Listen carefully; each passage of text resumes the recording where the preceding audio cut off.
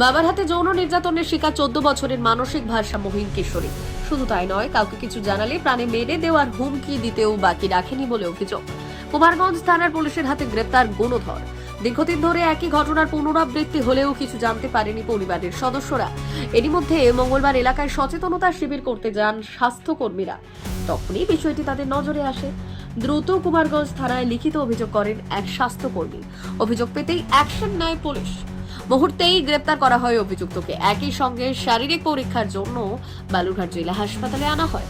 স্থানীয় সূত্রে খবর, নির্যাতিতার মা নিজেও শারীরিক এবং মানসিকভাবে অসুস্থ, ঠিক করে কথাও বলতে পারেন না, আর তারই সুযোগ নিয়ে আসছে বাবা।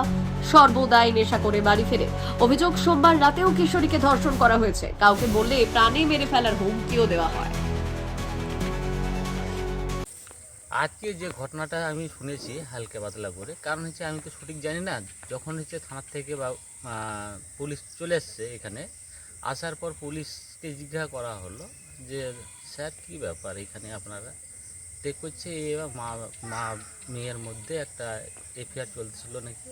হ্যাঁ, এটাই আমাকে জানালো। জানার পর হচ্ছে এর পর হচ্ছে আবার 2-3 জনের নাম বললো, কিন্তু নামটা আমি সঠিক জানি না। যাই হোক, আর এদেরকে ধরাও হয়নি, কারণ হচ্ছে মেয়েটাকে নিয়ে যাওয়ার পর হচ্ছে টেস্ট করার পর হচ্ছে বাকি কাজ মানে লোকগুলো করবে। তো সেখানে মানে বাবাও কি যুক্ত? বাবা, যেটা শুনলাম যে বাবাও জড়িত আছে। ওটা কি একদিনই হয়েছে নাকি মাঝে মাঝে? না না, দীর্ঘদিন, মানে মোটামুটি কয়েক মাস থেকে মনে হয় হচ্ছে। অ্যারেস্ট করেছে বাবাকে? হ্যাঁ, বাবাকে অ্যারেস্ট করেছে। আপনারা কি চাইছেন এখন? আমরা যেটা চাচ্ছি যে এই কুৎসিত মানে খারাপ কাজটা, হ্যাঁ, যেটা হচ্ছে মানে যথারীতি মানে সাজা হোক, হ্যাঁ, সেটাই আমরা চাই। ওটাই আমরা চাচ্ছি। কি হয়েছে এটা, কি মানে ঠিক কি জানতে পেরেছেন?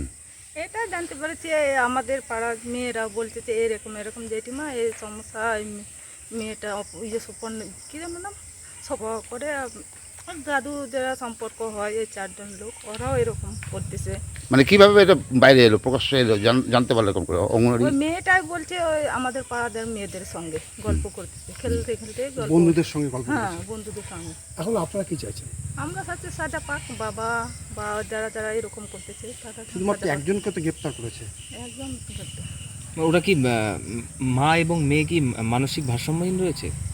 সমস্যা রয়েছে কোনো ওদের? ওরা কি ওদের স্বাভাবিক সমস্যা, কথা? ওরা মানে মেয়েটা একটু মানে স্বাভাবিক আছে, মাটা মানে বোবা, কিছু মানে বলতে গেলে ওর কথাটাও প্রকাশ হয় না। মা মেয়ে মোটামুটি একই দুজন? একে কোয়ালিটি।